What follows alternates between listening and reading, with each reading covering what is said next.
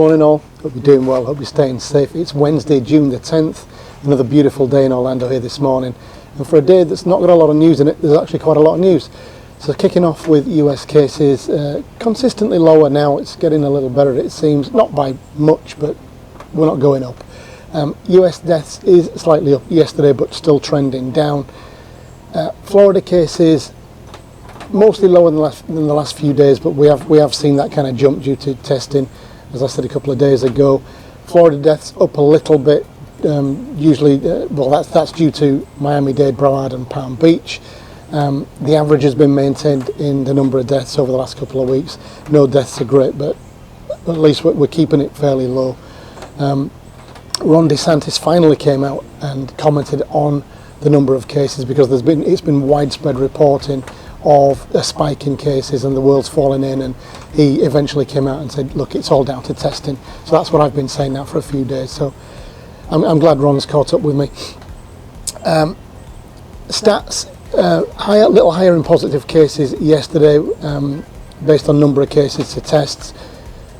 So that's only one day though, so I wouldn't be worried about that right now. We'll see how it trends over the next few days. Protests in Orlando continued yesterday, but in very low numbers. I had to get to Twitter for that. There was nothing in the mainstream news. The weather is going to be high 80s. It's going to be 92 today. High 80s for the rest of the 10 days. Scattered thunderstorms, usual kind of stuff in Orlando. More CMs are being called back to work starting, I think, June the 20th in the high-end resorts and Disney Springs in the restaurants. Halloween Horror Nights auditions have started, and it looks like Halloween Horror Nights is going to start on schedule 20th of September. No idea what that's going to look like right now, no news. The Swan and Dolphin, I said yesterday, was going to be closed through July the 29th. It's not. If you've got an existing reservation, they're going to honour that reservation, but they're not taking any new reservations. The numbers attending Universal parks in Orlando appear to be quite low. They've got limited capacity. They haven't reached that capacity yet. There's been no news on capacity being reached. It seems that the rides are almost a walk-on. They're relying wholly almost on Florida residents because people just aren't coming in. So I wonder what the knock-on effect is going to be to Disney and to SeaWorld tomorrow. I'm going to find out tomorrow. I'm going to be there. I had a quick look at what it would cost to stay at Surfside tonight, which is an endless summer resort. Just over the road from I-4 from Universal. So that's, I think it was $170 from memory. But the Florida rate is crazy, $89 if you're a Florida resident. So they're really after the staycationers to come and stay at Surfside and the other hotels. But Surfside is a steal at $89. I won't be staying there because I've got no Universal passes, so it's pointless me staying there. Tomorrow there's going to be no news. Well, there is, but I'm not going to bring it to you. I'm going to be at SeaWorld quite early tomorrow morning just to see what their social distancing is like, what their park entry is like, and then how they equip themselves with the rides and restaurants and so forth. So I'll bring you, probably that video will come out Friday morning, and I'll tell you everything that I see there. Instead, tomorrow morning, what I'm going to do is bring you some kind of discussion points on, is it worth going to Disney at all this year? And I'm going to look at resorts and I'm going to look at parks, and it's going to be kind of a PowerPoint slide presentation, if you like, on my thoughts on, is it worth going to Disney in 2020? So look out for that tomorrow. If you're new to the channel, please do subscribe, hit that notification bell and press all. You'll get this stuff usually 6 days a week, and then something else on a Sunday, because I don't do the news on a Sunday. Okay, let's get to the news. New cases recorded in the US yesterday was 19,056. That's in line with both Sunday and Monday, and we're trending down. 1,093 deaths were recorded in the US yesterday, and that's the highest in a week. The main contributors to this were California and Illinois. We recorded 1,096 new cases in Florida yesterday. That's fairly consistent with numbers over the past week. 54 deaths were recorded yesterday in Florida. We haven't seen a rise in the number of daily deaths due to additional testing and positive cases, but if we do, that may not show up for a week or two. Florida Governor Ron DeSantis finally commented on the perceived spike of cases in Florida over recent days. He said, "We've now in the last 2 weeks averaged 30,000 test results a day in the state of Florida. If you go back to the beginning of April, we weren't even doing 10,000 test results a day." DeSantis pointed to the state's low rate of positive tests. In Miami-Dade County, the area in Florida hardest hit by the pandemic, the positive rate is around 5% now, much lower than it was in April when it was more than 10%. The 1,096 cases recorded yesterday came out of 23,770 tests, which results in a 4.61% positive rate. That's 30% higher than the week 25th of May to the 1st of June, but it is only 1 day's worth of results. No major news outlet covered any protests in Orlando yesterday, and I had to resort to Twitter. It seems that the number of people outside City Hall yesterday was very low. It's going to be 92 degrees Fahrenheit here today in Orlando, which is about 33 degrees centigrade, and we're going to be in the high 80s for the next 10 days with scattered thunderstorms usually in the afternoon. Additional cast members have been asked to return to work on June the 21st in a number of resorts. These cast members work in food and beverage, in Deluxe resorts, and also in Disney Springs. Auditions for Halloween Horror Nights 2020 are now open, and it looks like Halloween Horror Nights is going to open as planned on the 10th of September. Initial auditions will be via video submission with callbacks in person at a later date. I said yesterday that the Swan and Dolphin resort in Disney World is closed through July 29th. It appears that now is incorrect and upcoming resort reservations will be honoured.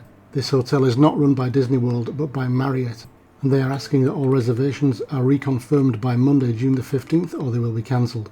Following Universal Orlando's reopening on the 5th of June, it appears that attendances there have been low. At present, with domestic flight schedules slashed and cheap flights hard to come by, Universal Orlando appears to be relying on its local annual pass holders. There have been no reports on Universal Parks reaching capacity since they reopened. You can stay at the Surfside Inn and Suites tonight for just $159, but if you're a Florida resident, that rate goes down to as low as $89. Surfside isn't one of Universal's deluxe hotels, so you don't get express passes, but you do get early entry, plus shuttles to the park and back. So US case is still, I think, trending lower. We're not going higher, certainly, so even with states reopening, we're not seeing spikes, albeit that phase 2 in states has only happened very, very recently, and some of the larger states still aren't open yet. Florida cases still, up from where we were, let's say a couple of weeks ago. We were expecting to be in the 400, 500, 600 range, and we're still in the over 1,000 range. But that is backed up now by stats on the number of tests being carried out on people, which is producing out more cases, but at a still fairly consistent percentage positive rate. So for me, I'm happy enough at the moment. I'm still wearing my mask everywhere just because I'm a bit paranoid right now, but I'm not overly concerned. Having said I'm paranoid, but I'm not overly concerned that I'm going to just get it walking in the street. Good job that Ron DeSantis has finally said something about the case numbers and those being related to spikes. Yeah, okay, good. Protests seem to be dwindling. There is a little hard nucleus of people, it seems, coming up to City Hall every day, but the curfew has been lifted and everything seems to be peaceful right now. More CMs being called back to eateries in the Deluxe hotels and in Disney Springs. Good news, they're gearing up ready to open. So they're opening on the 22nd of June, not so far away now. Halloween Horror Nights auditions, great. Good that they're gearing up as well, and good to see that we're opening on time, 20th of September. I would love to know how they're going to work though. The whole experience of Halloween Horror Nights is being kind of pressed together, walking through that house, and the scare actors being right on top of you. I don't know how scary it's going to be from 6 feet away, if we are going to be 6 feet social distancing by early September. Swan and Dolphin, sorry about that. That did come from Disney, that news, but it is a Marriott-run hotel, and Marriott have other ideas. But please, if you've got a reservation there, you have to reconfirm that reservation by the 15th of June, otherwise it gets cancelled. And this, how are we going to do with people getting to the parks and being in the parks? Do they actually want to get to the parks? Is the crux of this little discussion.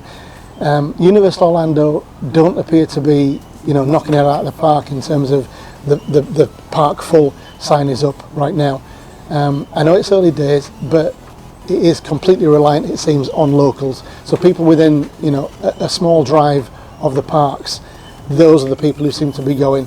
With Surfside rates really low and the Florida rate just astonishingly low. If I had a pass to go to the park, I'd stay in Surfside tomorrow. or I'd stay there maybe Friday night, Saturday night, and get the best out of that. But you know, they really are making some big incentives for Florida residents to go up there, and I just wonder how that's going to impact other parks. I wonder what the numbers in SeaWorld are going to be like tomorrow and over the weekend. That's going to be really interesting.